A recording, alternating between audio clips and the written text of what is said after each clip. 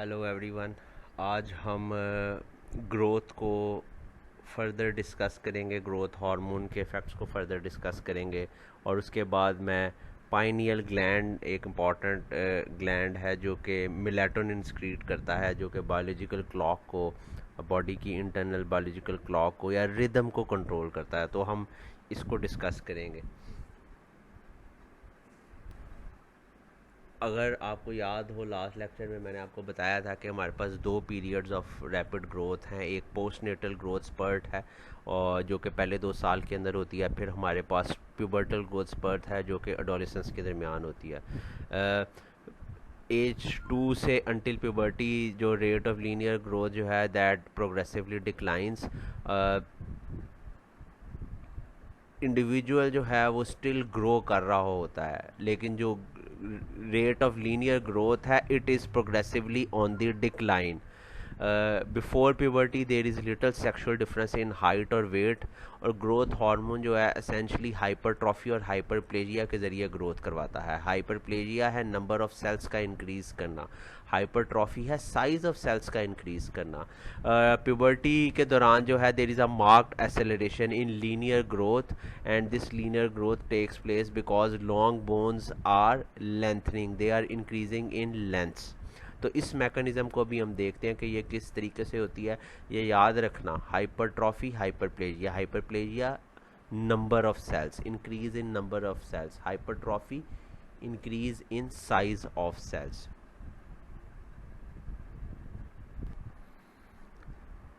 अब अगर हम लेंथनिंग ऑफ बोन्स को देखें और अगर हम एनालाइज करेंगे किस तरीके से ग्रोथ होती है लॉन्ग बोन्स में, तो अगर आप देखो ये उसकी आर्टिकुलर कार्टिलेज है, ये बोन है एपिफाइसिस की, ये एपिफिजियल प्लेट है और ये डायाफिसिस है।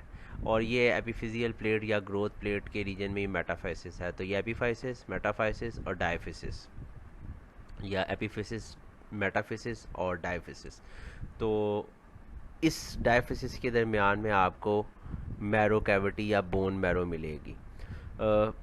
अगर आप देखो तो this is the cartilage, this is calcified cartilage, and then there is this bone, the region of bone। तो ये anatomy है of a long bone। अगर हम इसको एनालाइज करें तो ये एपिफिसिस है, बोन ऑफ एपिफिसिस है, यहाँ पे कॉन्ड्रोसाइट्स पड़े हुए हैं। ये एपिफिजियल प्लेट है या जिसको हम ग्रोथ प्लेट भी कहते हैं, और ये डायफिसिस है। इस ग्रोथ प्लेट के अंदर आपको सेल्स मिलेंगे जिनको हम कॉन्ड्रोसाइट्स कहते हैं। अब होता ये है कि chondrocytes that are towards the bone of the epiphysis they undergo cell division. और जैसे वो सेल डिवीजन के अंदर उस प्रोसेस के अंदर जाते हैं तो जो यहाँ पे पूल पड़ा हुआ है रेस्टिंग कॉन्ड्रोसाइट्स का वो डिवाइड करेंगे। जब सेल डिवीजन होगी तो हमारे पास यहाँ पे इस एक कॉन्ड्रोसाइट से दो कॉन्ड्रोसाइट्स बनेंगे। एक तो वापस इसी पूल के अंदर रहेगा, लेकिन जो दूसरा है, जो कॉन्ड्रोसाइट है, वो बड़ा होता जाएगा। The older chondrocyte will grow larger after sale division. जब वो साइज़ के अंदर लार्ज होता जाएगा तो उसके नतीजे में there will be thickening of epiphyseal plate. So chondrocytes undergo cell division. जो पुराने वाला है, जो नया बना, वो तो इसी पूल के अंदर आ गया, लेकिन जो पुराने वाला है the older chondrocyte that will grow larger. उसके लार्ज होने के नतीजे में you will feel that there is thickening of epiphyseal plate. अगर आप इसको इसके साथ कंपेयर करें, इस वाले डायग्राम को इसके साथ, तो because the older chondrocyte is growing larger compare to this one, there is growth of older chondrocyte. जैसे जैसे वो लार्ज होता जाएगा तो एपिफिजियल प्लेट जो है वो थिक होती जाएगी। जब वो थिक होगी, कॉन्ड्रोसाइट्स लार्ज होते जाएंगे, तो there will be extra cellular matrix deposition, उसकी कैल्सिफिकेशन होगी। जो एक्स्ट्रा सेलुलर मैट्रिक्स जो यहाँ पे पड़ा हुआ है इन कॉन्ड्रोसाइट्स के दरमियान में, उसकी कैल्सिफिकेशन होगी। और उस कैल्सिफिकेशन के नतीजे में जो यहाँ पे कॉन्ड्रोसाइट्स फंस जाएंगे आके उनकी डेथ हो जाएगी। ये देखो, ये इसके इर्द गिर्द बहुत ज़्यादा वाइट कलर का मटेरियल जो है ये शो कर रहे हैं। तो this is actually the calcification of the extracellular matrix that is taking place. और जो कॉन्ड्रोसाइट यहाँ पे फंसता जाएगा वो उसकी डेथ होती जाएगी। So because of the calcification of the extracellular matrix the entrapped chondrocytes die. और यहाँ पे ये भी देखो कि कलर स्कीम के अगर आप ऑब्जर्व करो तो कैल्सिफाइड कार्टिलेज जो है वो यहाँ पे इंक्रीज कर रही है। तो एसेंशली जितना ज़्यादा डेंस कलर होता जा रहा है वायलेट, वो शो कर रहा है कि कैल्सिफिकेशन का प्रोसेस हो रहा है और वो इस रीजन के अंदर सबसे ज़्यादा है। जैसे जैसे कैल्सिफिकेशन होगी कॉन्ड्रोसाइट्स उनकी डेथ होगी। Dead chondrocytes are cleared by osteoclast. तो ऑस्टियोक्लास्ट यहाँ पे कुछ सेल होते हैं जो कि डेड कॉन्ड्रोसाइट्स को डिस्ट्रॉय कर देते हैं, उनको रिमूव करते हैं। So the dead chondrocytes are cleared away by osteoclast. अगर आप देखो तो यहाँ पे थिकनिंग भी हुई इस एपिफिजियल प्लेट की कंपेयर टू दिस। और अगर ये वाली लेयर जो है उसको देखो आप, तो this is now cleared away by the osteoclast. यहाँ पे आपको कोई कॉन्ड्रोसाइट्स नहीं मिल रहे बिकॉज ऑस्टियोक्लास्ट ने आके इस तरह मूव करके ऊपर की तरफ तो इन कॉन्ड्रोसाइट्स को रिमूव कर दिया है। अब क्या होगा उसके बाद ये होगा कि ऑस्टियोब्लास्ट जो यहाँ पे पड़े हुए हैं they actually swim up the diaphysis and deposit bone over here. So osteoblast swam up from diaphysis and deposit bone over the remnants of the disintegrating cartilage। तो यहाँ पे ये जो ऑस्टियोब्लास्ट हैं ये ऊपर की तरफ आहिस्ता आहिस्ता मूव करेंगे और ये जो रेमनेंट्स थे जहाँ पे कॉन्ड्रोसाइट्स पड़े हुए थे जिनकी डेथ हो गई थी और ऑस्टियोक्लास्ट ने उनको क्लियर कर दिया था, ये ऑस्टियोब्लास्ट यहाँ पे आएंगे और यहाँ पे आके they will deposit bone over this remnant, over this persisting remnant of disintegrating chondrocytes या disintegrating cartilage। chondrocytes ही cartilage बनाते हैं ना, तो ये replace हो जाएगा। तो these two sections of the same epiphyseal plate is shown at two different times. इसके अंदर अगर आप देखो तो ये एक अर्लियर टाइम है जिसमें एपिफिजियल प्लेट शो हुई हुई है और डायफिसिस शो हो रही है और एपिफेसिस बजाते खुद है। इस एपिफिजियल प्लेट को ग्रोथ प्लेट भी कहते हैं और इस रीजन को मेटाफाइसिस भी कहते हैं। तो यहाँ पे आपके पास कॉन्ड्रोसाइट्स की सेल डिवीजन स्टार्ट होगी।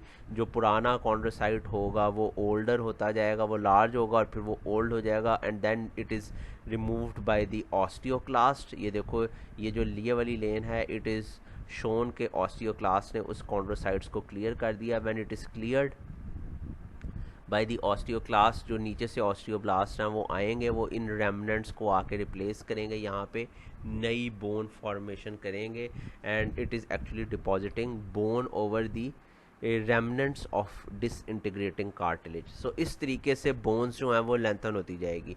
ये फिर यहाँ पे इंक्रीज़ हो जाएगा। जब इस तरह इसके बाद जो फेज़ आएगा उसमें ये बोन जो यहाँ पे तक पहुँची है ये फिर यहाँ तक पहुँच जाएगी और यहाँ पे ये वाला जो स्ट्रक्चर है ये यहाँ तक होता जाएगा। यानी आपके पास जो osteoclastic activity on dead chondrocytes है वो यहाँ पे भी होगी। सो इस तरीके से बोन जो है वो लेंथन होती जाती है और एक वक्त आएगा कि फिर ये एपिफिजियल प्लेट जो है ये क्लोज हो जाएगी। यानी यहाँ पे कोई कॉन्ड्रोसाइट्स ऐसा बचेंगे ही नहीं जो अंडरगो हो सके सेल डिवीजन के। यानी entire of the chondrocytes have died and there is these chondrocytes have been removed by the osteoclast और ऑस्टियोब्लास्ट जो है वो उन्होंने आके यहाँ पे उसको रिप्लेस कर दिया है। सो दिस इज़ हाउ आप उस स्टेज पे आप कहेंगे कि एपिफिजियल प्लेट या ग्रोथ प्लेट जो है वो क्लोज हो गई है और अब फर्दर बोन की लेंथनिंग नहीं हो सकती। This entire process is under the influence of growth hormones, under the influence of mostly pubertal spurt. जो पोस्ट नेटल स्पर्ट है उसके अंदर भी एक्टिविटी होती है बट इतनी मैसिव नहीं होती लेंथनिंग ऑफ बोन्स जितनी प्यूबर्टल स्पर्ट के अंदर होती है। So most of the lengthening of bones during puberty there is a marked acceleration in linear growth that takes place due to lengthening of long bones.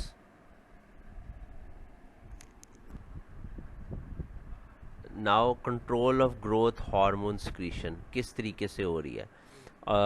अगर आप देखो तो hypothalamus के अंदर हमने डिस्कस किया था ग्रोथ हार्मोन, रिलीजिंग हार्मोन और इनिबिटिंग हार्मोन जो है वो सिक्रीट होते हैं। ये ग्रोथ हार्मोन, रिलीजिंग हार्मोन और इनिबिटिंग हार्मोन जो है हाइपोथैलेमस से ये इनपुट ले रहे हैं, डिफरेंट इनपुट्स आ रहे हैं हाइपोथैलेमस को, और उसके अंदर कौन सी है? Exercise, stress, decrease in blood glucose, diurnal rhythm. This is major input for growth hormone. और माइनर इनपुट्स हैं इंक्रीज ब्लड अमाइनो एसिड्स या डिक्रीज ब्लड फैटी एसिड्स, और फिर ग्रेलिन। तो ये इनपुट्स हैं जो कि हाइपोथैलेमस को आते हैं, and these inputs cause release of somatostatin which is called as growth hormone releasing inhibiting hormone, और साथ ही साथ growth hormone releasing hormone. Somatostatin is called as growth hormone inhibiting hormone, और साथ ही साथ ग्रोथ हार्मोन रिलीजिंग हार्मोन। तो ये इनपुट्स हाइपोथैलेमस से ये दो इनिबिटिंग और रिलीजिंग हार्मोन क्रिएट करवाते हैं। अब जो इनिबिटिंग हार्मोन है सोमेटोस्टैटिन या रिलीजिंग हार्मोन, ये चल के एंटीरियर पिट्यूटरी को स्टिमुलेट करते हैं या इनिबिट करते हैं। सोमेटोस्टैटिन जो है वो एंटीरियर पिट्यूटरी के अंदर सोमेटोट्रॉफ सेल्स को इनहिबिट करेगा और ग्रोथ हार्मोन की प्रोडक्शन को सप्रेस करेगा। ग्रोथ हार्मोन रिलीजिंग हार्मोन जो है वो इसके ऑपोजिट काम करेगा, वो एंटीरियर पिट्यूटरी को पॉजिटिवली स्टिमुलेट करेगा और ग्रोथ हार्मोन की प्रोडक्शन करवाएगा। ग्रोथ हार्मोन जो है इट अगर स्क्रीट होगा तो it acts on liver and releases insulin like growth factor. Insulin like growth factor जो है आगे चल के ग्रोथ प्रमोटिंग एक्शंस करता है, जिसमें आपके पास इंक्रीज्ड सेल डिवीजन है, इंक्रीज्ड प्रोटीन सिंथेसिस है, और ऑब्वियसली प्रोटीन सिंथेसिस होगी तो ब्लड अमाइनो एसिड्स डिक्रीज करेंगे। ऑब्वियसली इन अमाइनो एसिड्स के एक्सपेंस पे प्रोटीन सिंथेसिस हो रही है ना। और फिर bone growth, lengthening of long bones. तो ग्रोथ हार्मोन का फंक्शन ये है कि insulin like growth factor release करवाएगा from the liver which focuses on increased cell division, increased protein synthesis, thereby decreasing blood amino acids and increased bone growth.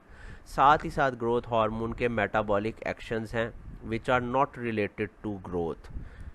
तो जब growth complete हो जाती है और मेटाफिजियल प्लेट या ग्रोथ प्लेट जो है वो क्लोज हो जाती है, तो फिर ग्रोथ हार्मोन मेटाबॉलिक एक्शंस अपने करता रहता है, जिसके अंदर फैट की ब्रेक डाउन है। जब फैट की ब्रेक डाउन होगी तो ब्लड के अंदर फैटी एसिड्स इंक्रीज़ कर जाएंगे। फिर ग्लूकोज अपटेक बाय मसल्स है, उसको डिक्रीज़ करना है। अगर ये डिक्रीज़ हो रही है तो ब्लड ग्लूकोज ऑटोमेटिकली इंक्रीज़ करेगी, और increase glucose output by liver. तो ज़्यादा से ज़्यादा इसका काम यह है कि ब्लड ग्लूकोज जो है उसको इंक्रीज़ किया जाए, and that is at the expense of decreasing glucose uptake by muscles and simultaneously increasing glucose output by liver. So ये इसके मेटाबॉलिक एक्शंस हैं।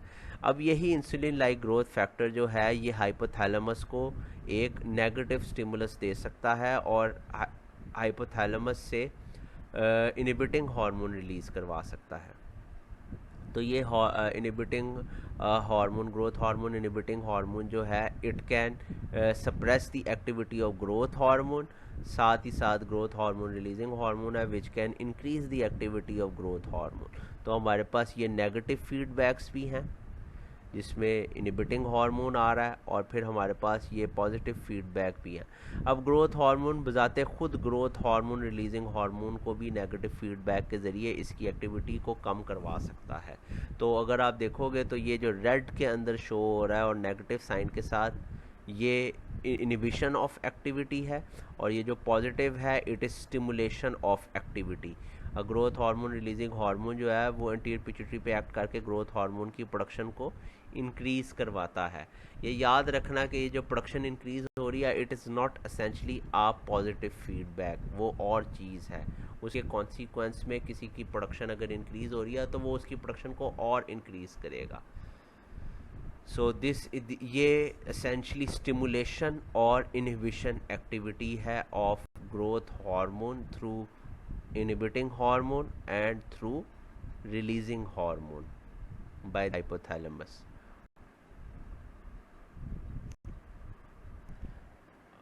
ग्रोथ हार्मोन जो है एक डायurnal रिदम फॉलो करता है and through most of the day growth hormone के जो लेवल्स हैं वो कम होते हैं और फेयरली कांस्टेंट होते हैं, यानी दिन के टाइम पे ग्रोथ हार्मोन के लेवल जो हैं they are low and they are fairly constant. लेकिन जैसे ही स्लीप लेते हो आप about an hour after the onset of deep sleep, growth hormone की प्रोडक्शन जो है वो मार्कली इंक्रीज करती है और इतनी इंक्रीज कर जाती है about 5 times compare to day time value. साथ ही साथ इसके ऊपर सुपर इम्पोजिशन होती है इसके ऊपर फर्दर बर्स्ट इन सिक्रीशन जो कि हो सकते हैं because of exercise, stress, low blood glucose. तो ये सारे मिल के ग्रोथ हार्मोन की सिक्रीशन को और ज़्यादा इंक्रीज कर सकते हैं। So superimpose on this diurnal fluctuation in growth hormone is bursts in secretion because of exercise, because of stress, because of low blood glucose। तो ये सारे जो हैं these are major stimuli for increased secretion of growth hormone. अगर blood glucose लो हो रही है तो ग्रोथ हार्मोन इंक्रीज़ हो जाएगा और वो ब्लड के अंदर ग्लूकोज की मकदार को इंक्रीज़ करने की कोशिश करेगा। इसी तरीके से एक्सरसाइज और स्ट्रेस जो है उसके नतीजे में भी ग्रोथ हार्मोन की कंसनट्रेशन जो है वो इंक्रीज़ करती है।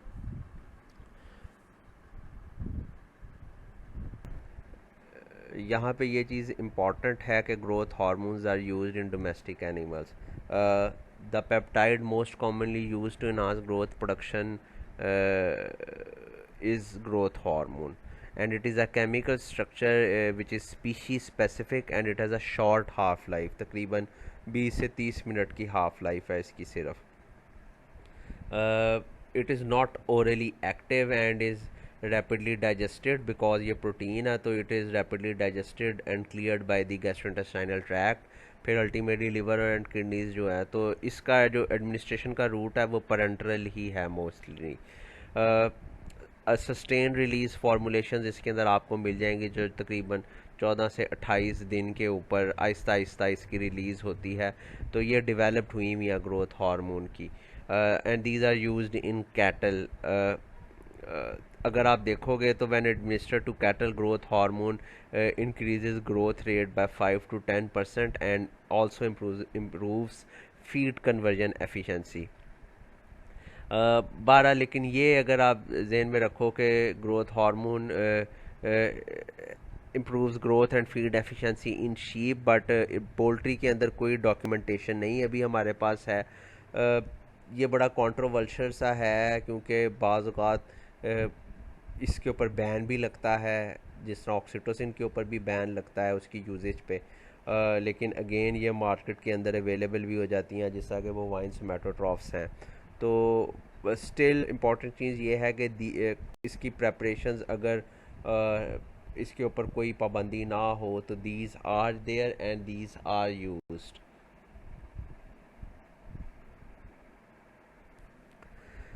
जो डिसऑर्डर्स हैं ऑफ ग्रोथ हार्मोन्स इसके अंदर अगर आपको याद हो वही कॉन्सेप्ट हाइपरस्क्रीशन और हाइपोस्क्रीशन का। तो ग्रोथ हार्मोन की अगर हाइपोस्क्रीशन हो, कम हो जाए तो डवार्फिज्म है और अगर हाइपरस्क्रीशन हो जाए तो जायजेंटिज्म है। ग्रोथ हार्मोन की हाइपरस्क्रीशन जो है वो एक्रोमेगाली कॉज कर सकती है। एक्रो मीन्स जिसमें एक्सट्रीमिटीज़ लार्ज हो जाए, megaly means large and acro means extremities. तो मोस्टली फिलाइंस के अंदर ये बड़ी इंपॉर्टेंट है, feline acromegaly it is very important, जिसके अंदर there is thickening of bone in the face. और अगर आप ये देखो तो ये एक्रोमेगाली है। अब इस कैट के अंदर ये एक्रोमेगाली से पहले की पिक्चर है और ये आफ्टर डायग्नोसिस ऑफ एक्रोमेगाली, जब एक्रोमेगाली हो चुकी हुई है। तो इसके अगर आप देखो कंपेयर टू दिस, इसका फेस देखो और एक्सट्रीमिटीज़ देखो तो एक्सट्रीमिटीज़ जो हैं आपको कितनी ज़्यादा लार्ज लग रही हैं। So this is फ्लाइन acromegaly. इसी तरीके से आप ये देखो एक डॉग के अंदर, तो ये भी ग्रोथ हार्मोन का इम्बैलेंस की वजह से है जिसमें आपको ड्वार्फिज्म फील हो रहा है। ये डॉग रिजेंबल कर रहा है बिल्कुल एक लिजर्ड की तरह सा, तो this disorder is also because of growth hormone hyposecretion. फिर हमारे पास एक इम्पॉर्टेंट ग्लैंड है जिसको कहते हैं pineal gland, and it is important for maintaining rhythms of the body. ये पाइनियल ग्लैंड जो है, it is a tiny pine cone shaped structure that is located in the center of the brain, and it secretes the hormone melatonin। ये melatonin जो है ये एक इंडोलामीन भी है, एंड इट इज़ डिराइव्ड, अगर आपको याद हो मैंने आपको बताया था, it is derived from amino acid tryptophan. ये याद रखना कि मोस्टली लोग मेलाटोनिन को, जो स्किन का पिगमेंट है जो कि स्किन को डार्क करता है, मेलानिन, उसके साथ कंफ्यूज कर देते हैं। So these are entirely two different things. Melatonin is something else, melanin जो है ये कुछ और चीज़ है। It is skin darkening pigment, and melatonin is a hormone that is secreted by the pineal gland, and it is a derivative of amino acid tryptophan. One of the melatonin's most widely accepted role is helping to keep the body's inherent biological clock, inherent circadian rhythms in synchronization with the light dark cycle। तो जो external stimulus है, external light और dark stimuli है, ये body की internal environment को उसके साथ सिंक्रोनाइज रखने का काम करता है। Melatonin is responsible for effective synchronization between the internal biological clock, inherent circadian rhythms with the external environmental cues जिसके अंदर लाइट और डार्क साइकिल है। तो ये मेलाटोनिन का इम्पॉर्टेंट फंक्शन है। अब होता ये हमारे अब होता यह है कि हमारे पास सुप्राकायाज्मेटिक न्यूक्लियस है which is the master biological clock. तो ये मास्टर बायोलॉजिकल क्लॉक जो है, it serves as the pacemaker for the body's circadian rhythms. It is a cluster of nerve cell bodies in the hypothalamus, and it is located above the optic chiasm।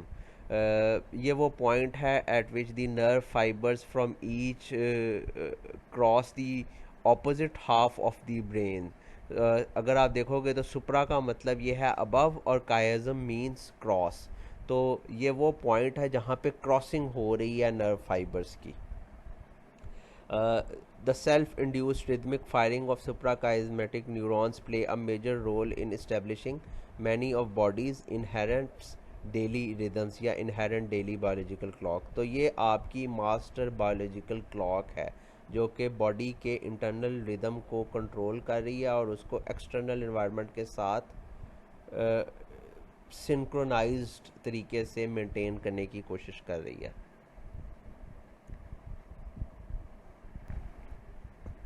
इसके अंदर हमारे पास कुछ clock proteins हैं, and specific self starting genes जो हैं सुप्राकाइस्मेटिक nucleus के अंदर, वो ये क्लॉक प्रोटीन्स बनाती हैं in the cytosol.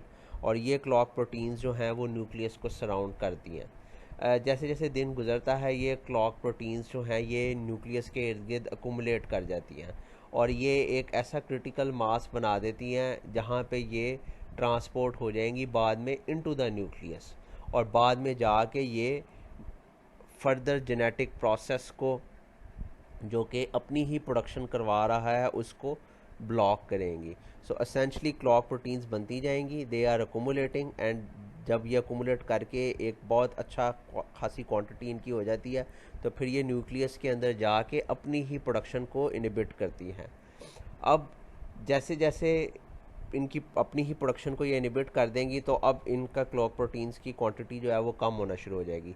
So now the level of clock proteins gradually diminish, और जैसे जैसे ये कम होगी वैसे वैसे इनकी डिग्रेडेशन भी होना शुरू हो जाएगी न्यूक्लियस के अंदर। तो जो इनका इनहिबिटरी जो न्यूक्लियस के इर्द गिर्द ये इनकी जो मौजूदगी थी वो इनहिबिटरी इफ़ेक्ट दे रहा था इनकी अपनी ही प्रोडक्शन को। तो now the level of clock proteins gradually diminish in size because they are degraded within the nucleus, and therefore there is inhibitory influence from these clock proteins genetic machinery. अब जब ये inhibitory effect जो इसका जो nucleus के ऊपर bind करने की वजह से हो रहा था, जब वो रिमूव हो जाएगा तो now these are no longer blocked and these genes can once again start up their production. तो फिर दोबारा से इन क्लॉक प्रोटीन्स की प्रोडक्शन जो है वो स्टार्ट हो जाती है। तो the fluctuating levels of clock proteins जो हैं ये ब्रिंग अबाउट करती हैं cyclic changes in neural outputs from the suprachiasmatic nucleus, और ये लीड करेंगी cyclic changes in effector organs through out the day. इसकी एक मिसाल जो है मैंने आपको पहले भी बताई थी, डायअर्नल वेरिएशन इन कॉर्टिसोल स्क्रीशन है। Melatonin helps keep the body circadian rhythms in time with the light dark cycle. अगर आप देखो तो daily changes in light intensity are major environmental cues that are used to adjust the suprachiasmatic nucleus master clock.